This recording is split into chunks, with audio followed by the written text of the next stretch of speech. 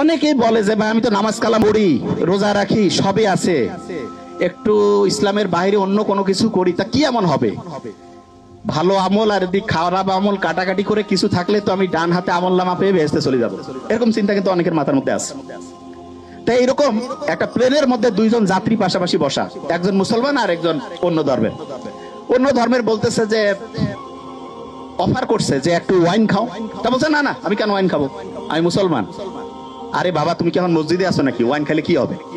বলছে না, আমি ওয়াইন খাই না।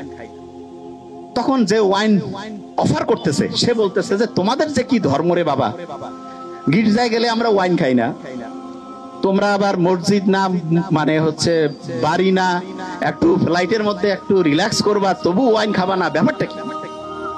তখন পাশে বসা যে মুসলমান সে বলতেছে যে এই গাড়ির মানে ফ্লাইটে তো যে এটার যে চালক তিনি কিন্তু খ্রিস্টান। বলছে হ্যাঁ খ্রিস্টান, ইউরোপের ঘটনা। তা বলতেছে আচ্ছা ওনাকে যদি এখন মদ খাওয়ানো হয় তুমি কি জানার পরে এই ফ্লাইটে যাবা? কয় না, আমি কেন যাবো। কেন যাবা না? বলছে